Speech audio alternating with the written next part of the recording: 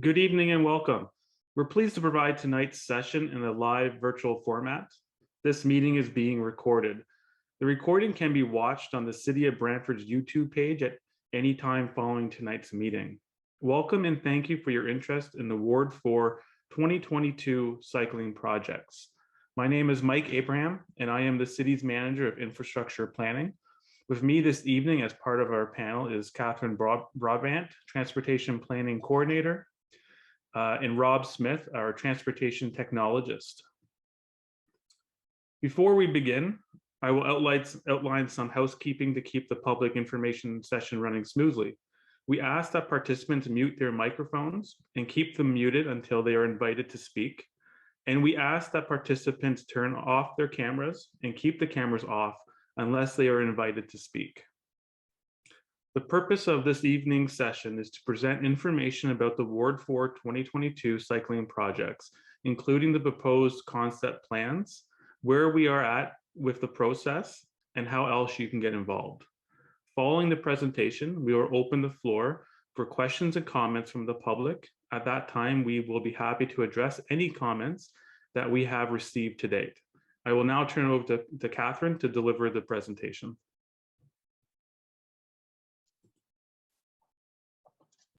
Thank you, Mike. Welcome to everybody that's joined us. So the City of Brantford is working hard to expand our cycling network to encourage cycling as a viable form of transportation throughout the city. Our goal is to make travel by active transportation the preferred choice for residents, especially for trips within 5 kilometers. Active transportation is any form of people-powered transportation, including walking, cycling, skateboarding, rollerblading, and wheelchair use. If more people choose active transportation over driving, we can help ease congestion on city streets, create a cleaner environment, and support a healthier community. The city has proposed to add cycling facilities to 8 roadways throughout the city in 2022. In Ward 2, these roadways include Aber Road, Balmoral Drive, Ewing Drive, and Tollgate Road. And Ward 4, they include Edmondson Street, Elgin Street, Empey Street, and Henry Street. The city is working to create a connected cycling network, and in order to achieve this, bicycle facilities are proposed in Ward 4 on Edmondson Street, Elgin Street, Empey Street, and Henry Street for implementation in 2022. All of these facilities connect to the existing cycling network and work to expand the routes in Ward 4. The connection of these 4 bike routes will provide a safe road network and encourage cycling as a viable form of transportation.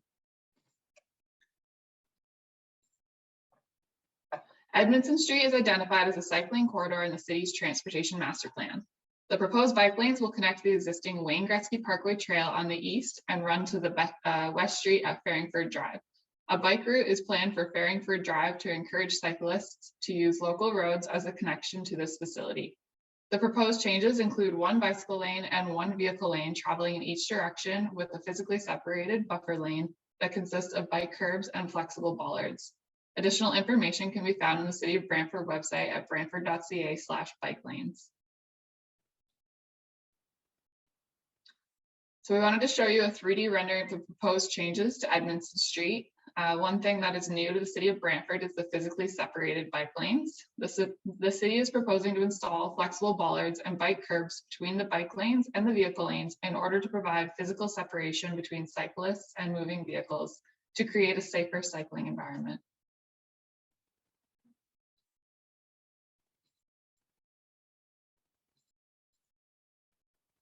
Elgin Street is also identified in the city's transportation master plan as a cycling corridor in Brantford. The current roadway width is too narrow for bicycle lanes, so an off-road multi-use path is proposed for this roadway as the safest cycling option.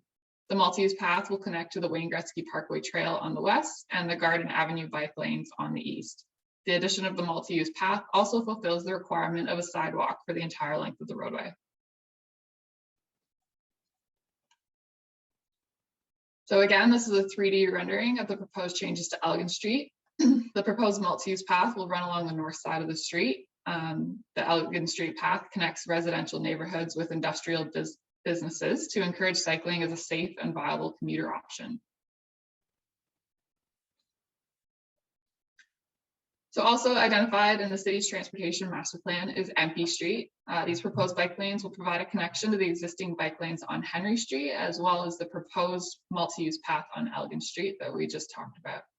The proposed changes consist of one vehicle lane and one bicycle lane in each direction, again with a physically separated buffer lanes made of bike curbs and flexible bollards. So again, a 3D rendering, very much similar to the design that you would see on Edmondson Street. So flexible bollards and bike curbs will separate the cyclist lane from the vehicle lane.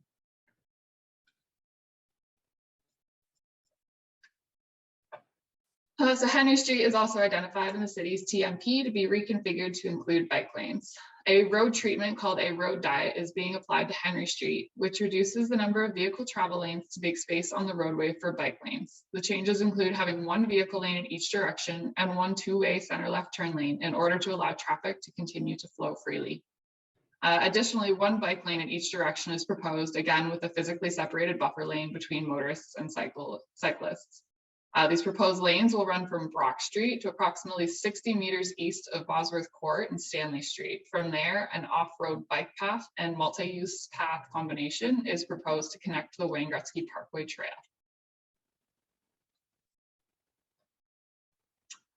So from approximately 60 meters west of Stanley Street and Bosworth Court, the bike lanes are proposed to come off-road and eventually turn into a multi-use path between Bosworth Court and Wayne Gretzky Parkway. Traffic volumes are very high on this section of roadway, and a multi-use path allows full separation of vehicles and cyclists and ensures there are no changes to the current roadway configuration for vehicles.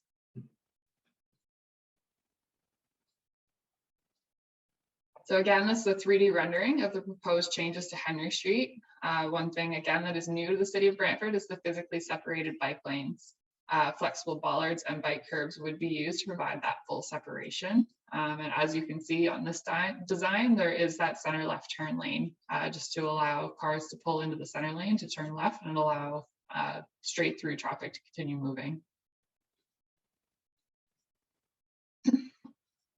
So bike lanes are an important part of creating an inclusive and safe transportation system. Bike lanes reduce conflicts between cyclists and vehicles, encourage a more active and healthy community, and provide independence to children and adults while cycling to school or friends' houses. They create safer sidewalks for residents walking or using wheelchairs. And of course, cycling is a better transportation option for the environment than choosing to drive. We want to hear what you have to say about the proposed changes to each of these cycling routes. Please take a moment to fill out the survey on the city's public engagement platform, letstalkbrantford.ca/bike-lanes, and provide us with any concerns, comments, questions, or just to let us know if you support the project. The survey will be available until 4:30 p.m. on Wednesday, February 16th. Also, you can always reach out to me directly at kbroadbelt@brantford.ca. So I will turn it over to Heather now. Thank you, Heather. Thanks, Catherine. Hi, everyone. My name is Heather Carvello, and I am the Manager of Communications and Community Engagement for the City of Brantford. I want to thank you all for joining us this evening to learn more about this important project. And we are going to use the rest of the time tonight to take some questions or comments. I do ask you to please use the raise hand function if you wish to speak, and I will ask people to ask their questions in the order that they raise their hands. You can also use the Q&A function if you would rather me read your question for you. So the floor is now open. Okay, we have Josiah. You can go ahead and unmute and start asking your question. Thank you, and thanks for having me as well. I just have a question regarding the lanes on Henry Street. I noticed that there's going to be one on each side, and then a multi-use path to the north side once you approach Wayne Gretzky Parkway. I'm just curious as to why the city didn't plan to go for like a single multi-use path on the north side for the full length of the planned bike lane, considering it would eliminate the crossing at Bosworth and Stanley. Thank you for your question, Josiah. Yes, as much as I would also love to include a multi-use path along the entire length of Henry Street, unfortunately, it's just not viable. There are a lot of retaining walls along the properties on the west end towards Brock Street, and just having to redo all of those, take them down, take out people's property space in order to build that multi-use path completely off-road. It's not doable with budget, timing, just everything. So the safest option was to provide that on-road facility and then have cyclists cross at the signalized intersection at Bosworth and Stanley Street. Okay, thank you. If I may just clarify a little bit, what I was intending to say with that, like how the 3.5 meter multi-use path is off on the curb once you pass Bosworth. I was trying to say, why doesn't the city consider something like is seen on Cannon Street West or Hunter in Hamilton, where the path is two-way, but on the same level as vehicles, so you could just have one path on the north side of the street? Fair question. That was something that we did look into with our pre-meeting with the councillors. This was the standard that they wanted to go with. We had actually presented both options, but the bike lanes are still fairly new in the city of Brantford. So just to eliminate confusion with operation of bike lanes, we decided to go with one on either side of the road. Does that answer your question? Yes, it does. Thank you very much. Thank you. Thanks, Josiah, and thanks, Catherine. So there are no other hands raised at the moment.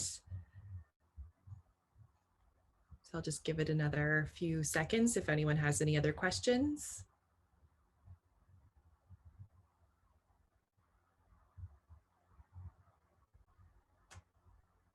Okay, so I think that's all of our questions or comments for this evening. So I will, oh, hold on, there's one more question. Okay, Josiah. Hi, yeah, sorry, I just wanted to give anyone else in attendance a chance to ask any questions before I went again. But a second question I have, this doesn't just relate to the Ward 4 cycle lanes, but to all the cycle lanes currently being planned and installed and in the future.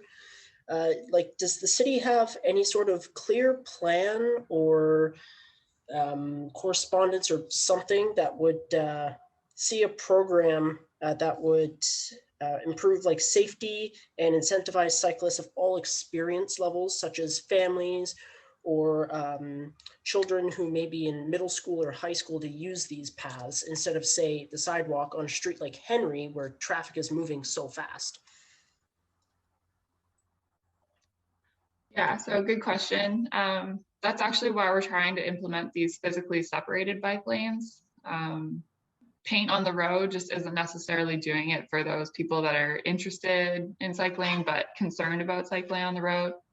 So there's been studies done that have proved that this physically separated bike lane provides that extra safety that parents, families, elderly people that are just more concerned about cycling on the road, that this will help encourage them to get out there and actually use the cycling facilities.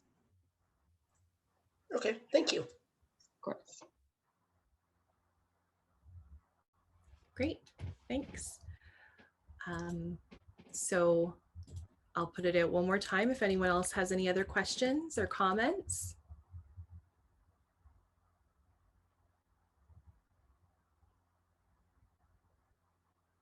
Okay, seeing none, I will pass it back to my colleague, Mike.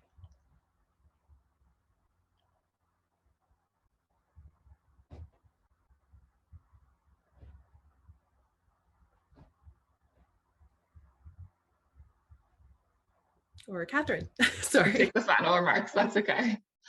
So thank you for attending. We appreciate your questions and your comments and your feedback. This is all a very important part of our public engagement process. Before we adjourn, I want to notify everybody watching this that the public information session that you still have until 4:30 p.m. on February 16th to fill out the surveys on Let's Talk Brantford. As well, you can submit any questions, comments, or anything about what you heard today to kbroadbelt@brantford.ca.